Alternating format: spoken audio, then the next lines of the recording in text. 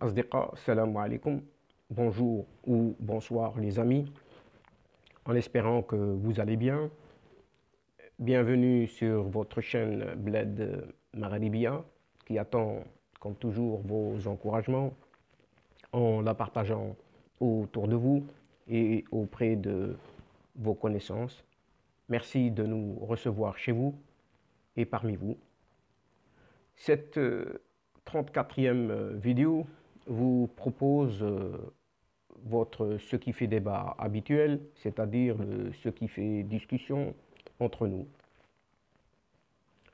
En une première synthèse, cette vidéo vient vers vous pour relever brièvement quelques 5 particularités relatives à cette crise diplomatique maroco-espagnole, aux conséquences pour certains incohérentes et pour d'autres cohérentes les unes que les autres. En effet, il s'agit plus exactement de 5 points en préambule ici. Premier point concerne la photo du vrai faux passeport algérien de Brahim Ghali qui embarrasse tant l'Espagne que l'Algérie. Le deuxième point concerne le ministre des Affaires étrangères Nasser Bourita qui déclare que le Maroc d'aujourd'hui n'est pas celui d'hier. Et le troisième point, dans la crise diplomatique, il est entendu désormais que l'ambassadrice du Maroc ne reviendra pas ou plus à Madrid. Quant au quatrième point, il traitera du chef du gouvernement espagnol, à savoir Sanchez, qui n'aurait pas une relation intelligente avec le Maroc, a affirmé un certain Pablo Casado, chef du Parti populaire espagnol. Et le cinquième point, pour conclure, traite de Saad Eddine Othmani, le Premier ministre marocain, qui demeure muet sur cette crise avec l'Espagne. Donc, venons-en au premier point concernant la photo du passeport algérien de Brahim Ghali qui embarrasse tant l'Espagne que l'Algérie. La diffusion de la photo du vrai faux passeport algérien qui a servi au chef du Polisario, Brahim Ghali, pour entrer en Espagne sous une fausse identité a révélé au grand jour la combine montée par les services secrets algériens avec la complicité du gouvernement de Madrid pour hospitaliser le chef du groupe séparatiste. Ce scandale à l'origine de la crise diplomatique actuelle entre le Maroc et l'Espagne dévoile au grand jour le degré d'implication de l'Algérie dans l'affaire du Sahara marocain et confirme sans nul doute que sans le régime algérien, le Polisario n'est rien et sera amené à mourir de sa belle mort. Entré sous la fausse identité de Mohamed Ben Batouche, le chef du Polisario, qui fait l'objet de poursuites judiciaires pour crimes contre l'humanité, a même dû atterrir sur un aérodrome militaire pour fuir tout contrôle. Citant des sources policières, le chef du Polisario est arrivé d'Algérie à Saragosse dans un avion présidentiel militaire algérien et qu'il a atterri à la base militaire de Saragosse pour éviter les contrôles donc et surtout toute fuite médiatique, ce qui s'est finalement produit. Le gouvernement espagnol, lui a même préparé un sauf-conduit au cas où le convoi aurait été arrêté et d'autres médias espagnols assurent que Brahim Ghali a utilisé 2 fausses identités pour entrer à l'hôpital de Logroño où il se trouve actuellement. Et il était enregistré sous le nom de Mohamed Ben Battouche, né le 19 septembre 1950. Mais dans 2 dossiers médicaux distincts, il apparaît comme Mohamed Abdallah, né cette fois le 12 février 1950, alors que son vrai faux passeport algérien mentionne un grossier 1946, sans mois ni jour de naissance. Donc, 3 années de naissance toutes différentes avec 3 identités. En tout cas, Brahim Ghali devrait en principe être entendu par un juge espagnol le 1er juin prochain, alors que le gouvernement de Madrid essuie les critiques de toutes parts pour sa gestion approximative de cette affaire. Mais il est question que cette entrée en Espagne de Ghali, alias Ben Battouche, ou encore Mohamed Abdallah, ne sera pas instruite par l'audience nationale, car l'affaire de son accueil n'en finit pas de livrer plein de secrets. Après les révélations sur l'identité du médecin algérien décédé en 2010 et soudainement ressuscité pour accompagner le chef du Polisario, voilà que le gouvernement espagnol de coalition de gauche affirme ce vendredi 21 mai dernier, sous couvert d'anonymat, que Ghali n'est pas entré en Espagne avec un faux passeport diplomatique algérien, mais reconnaît qu'il fut admis à l'hôpital San Pedro à Logroño sous une fausse identité pour des raisons de discrétion, indique l'agence Europa Presse. Toutefois, le juge d'instruction de l'audience nationale instruisant les plaintes déposées contre Ghali par l'opposant Fadil Breqa ainsi que par l'association sahraoui des droits de l'homme, ASADE, a décidé de ne pas investiguer l'entrée du chef du Polisario en Espagne sous une fausse identité. Donc le juge Santiago Pedraz a renvoyé ce dossier brûlant, précise El Independiente, aux conséquences politiques sur l'exécutif de coalition de gauche aux tribunaux de Saragosse qui devrait en principe traiter ce dossier.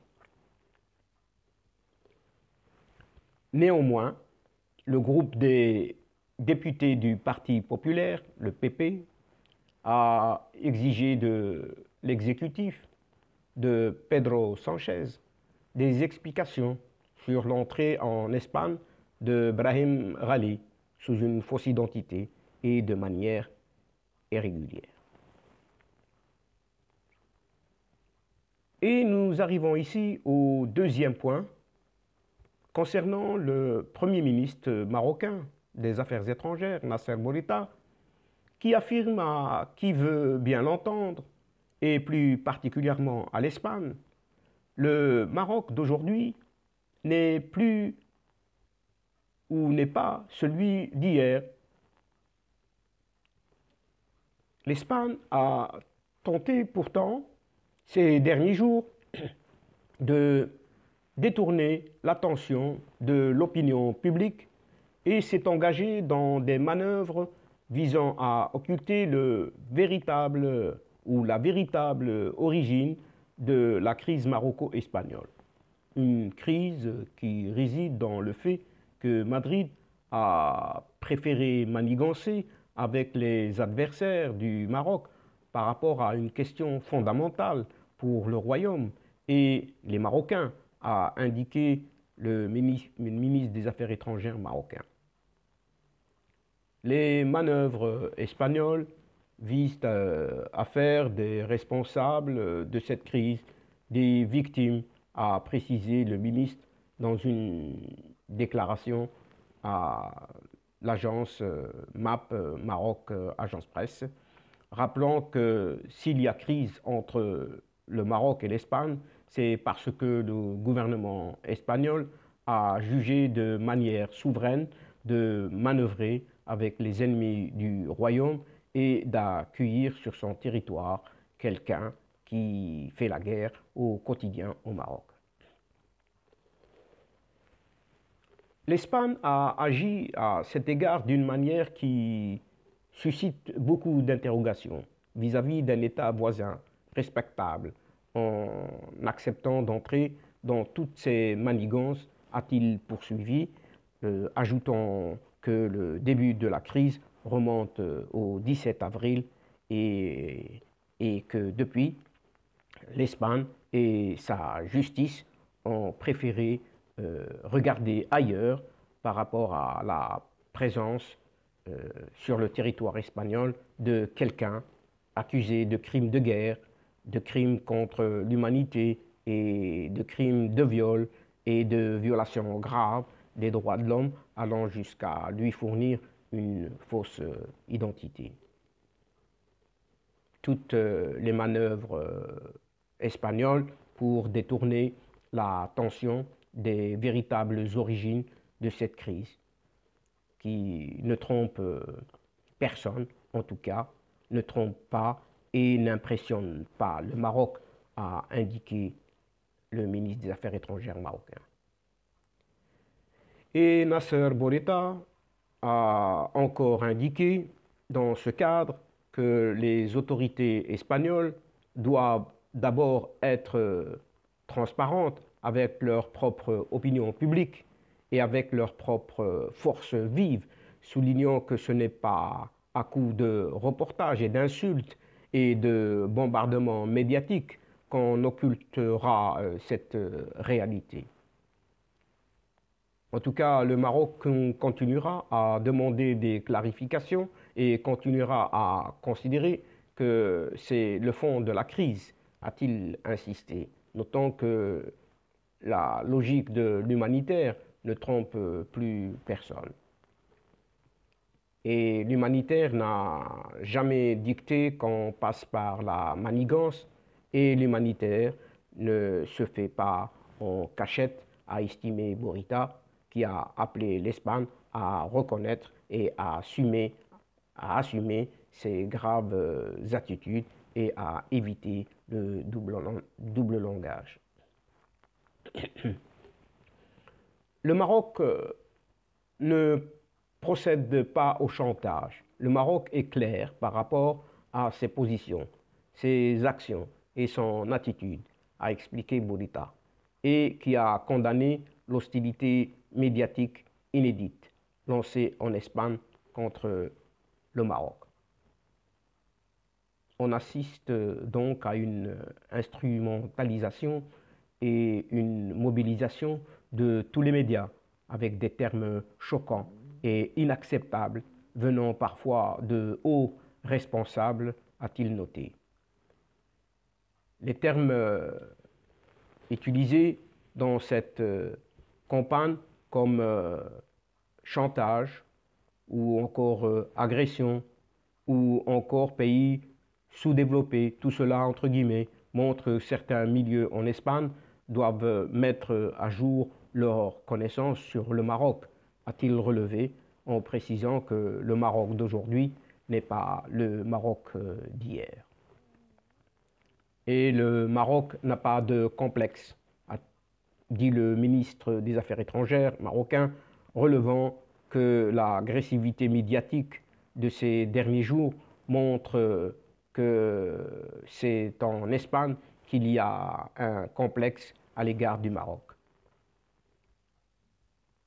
Fier de ses réalisations, le Maroc est un pays en voie d'émergence et l'Espagne le sait, a indiqué Bolita, précisant que ce sont ces réflexes du passé qui se révèlent aujourd'hui et qui montrent ce décalage entre le Maroc dans l'imaginaire espagnol et le Maroc réel d'aujourd'hui.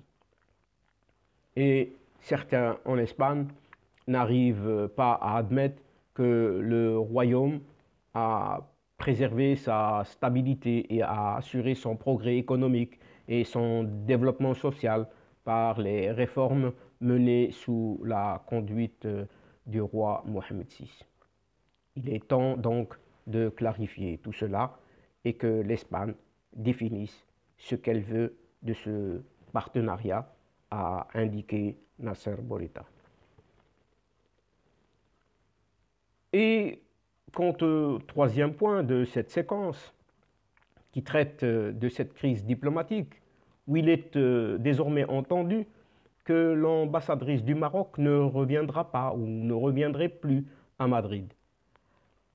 En effet, l'ambassadrice du Maroc en Espagne, Karima Ben Aïch, appelée par le Royaume cette semaine pour consultation, ne reviendra pas tant que les causes de la crise perdureront entre le Maroc et l'Espagne, a déclaré ce jeudi dernier le chef de la diplomatie marocaine. Et Nasser Bourita a même évoqué l'accueil par Madrid de Brahim Ghali dans des conditions indignes d'un état de droit et sa non-comparution devant la justice espagnole. Et par ailleurs, le chef de la diplomatie marocaine a regretté à plusieurs reprises la campagne d'hostilité dans les médias espagnols, publics et privés, contre le Maroc. L'attaque médiatique espagnole contre le Maroc sur la base de fake news ne peut cacher la véritable cause de la crise, qui est purement et simplement l'accueil par Madrid du chef de la milice séparatiste avec une fausse identité, a-t-il ajouté donc à Maroc Agence Presse. Il a noté dans ce sens que les discussions sur le faible développement du royaume trahissent les vieilles perceptions du voisin du Nord, rappelant que le Maroc a réalisé des taux de croissance stables malgré la crise. Et Bourita a assuré que le Maroc n'accepte pas la dualité de la rhétorique et des positions de Madrid, qui doit se rendre compte que le Maroc d'aujourd'hui n'est pas celui d'hier. Et certains cercles en Espagne doivent rafraîchir leur vision du Maroc, a-t-il martelé, en appelant Madrid à faire preuve de transparence vis-à-vis de l'opinion publique espagnole. Et quatrièmement, Sanchez, le chef du gouvernement espagnol, n'a pas ou n'aurait pas une relation intelligente avec le Maroc, affirme Pablo Casado, le chef du PP, le Parti populaire espagnol. La crise diplomatique avec Rabat offre l'occasion au chef du Parti populaire d'accentuer la pression sur le chef du gouvernement espagnol. Et il y a plus d'une dizaine de jours, il avait d'ailleurs jugé irresponsable la gestion de l'affaire de l'accueil de Brahim Ghali par l'exécutif de coalition de gauche. Et ce jeudi dernier, le président du PP a imputé à Unidas Podemos la responsabilité de la crise diplomatique sans précédent dans l'histoire de la démocratie espagnole avec le Maroc, et d'enchaîner en invitant le Parti socialiste ouvrier espagnol, PSOE, à rompre son alliance avec le bloc d'extrême gauche. Et Casado plaide pour une nouvelle politique avec le Royaume. Et il s'est vanté de son parcours en politique étrangère en citant et en déclarant: je connais très bien le Maroc, je connais très bien les États-Unis, je sais très bien gérer les choses avec le Maroc et avec les États-Unis, a-t-il souligné. Et le choix de ces deux pays ne relève pas du hasard. Outre les tensions connues avec Rabat, le président Joe Biden n'a toujours pas appelé Pedro Sanchez, ce que la droite et ses médias ne cessent de rappeler au Premier ministre espagnol, et Casado de conclure ses déclarations en lâchant: Sanchez doit décider s'il veut être avec la politique européenne, avec la politique occidentale, avec les États-Unis, avec les partis avec lesquels nous nous entendons, ou avec Puigdemont et Podemos. Enfin,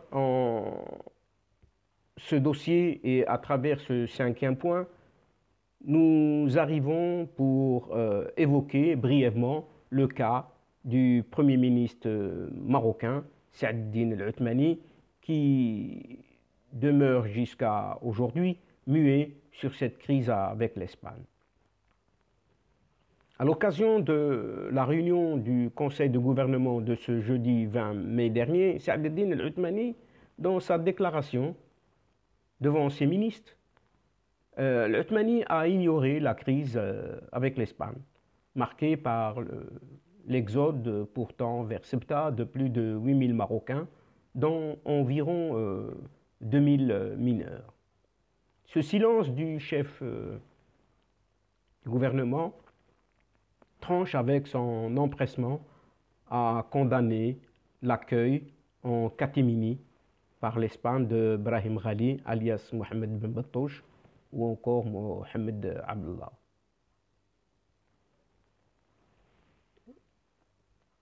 Enfin, et en guise de petite conclusion de cette première synthèse, reprenons les propos d'Aymeric Choprade, ce géopolitologue et politique français, affirmant que le gouvernement espagnol est directement responsable de la crise avec le Maroc.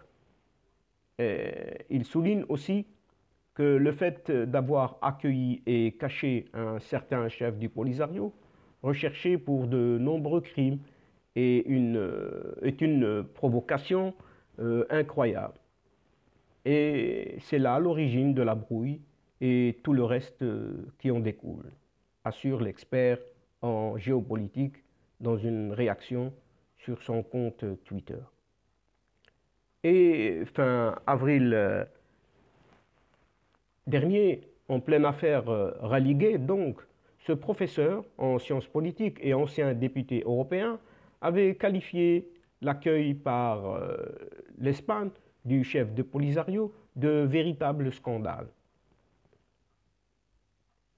Le gouvernement espagnol, face à un vrai scandale d'État, puisqu'il a soustrait à la justice, avec la complicité de l'Algérie, et sous une fausse identité, Brahim Ghali, à savoir Mohamed Mbatouche, ou encore Mohamed Abdallah, lequel était sous mandat d'arrêt espagnol pour crimes contre l'humanité, torture, viol, avait alors affirmé Aymeric Choprade en réaction à ce scandale. Donc l'accueil par l'Espagne du dénommé Rallye de connivence avec l'Algérie a suscité de vives réactions à travers le monde.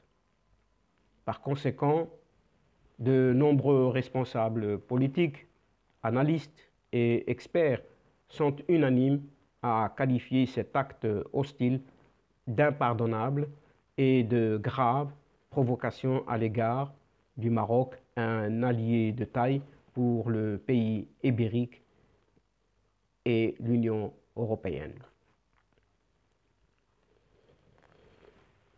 Et chers amis, c'est ici que prend fin la séquence de ce jour, en espérant de vous retrouver très prochainement à travers ce qui fait débat entre nous et en mettant un terme tout provisoire à ce qui fait discussion entre nous et en ces journées ou encore soirées. Mais avant de prendre congé de vous, un tout grand merci pour votre confiance et votre fidélité et au plaisir donc de nous retrouver bientôt. Aussi, n'oubliez pas d'aider votre bled Magharibia en vous y abonnant en masse et en partageant autour de vous et auprès de vos connaissances les séquences vidéo de votre chaîne. Au revoir les amis. الأصدقاء السلام عليكم ورحمة الله تعالى وبركاته. À la prochaine fois et à bientôt. إلى اللقاء في حصة أخرى إن شاء الله. مع السلامة.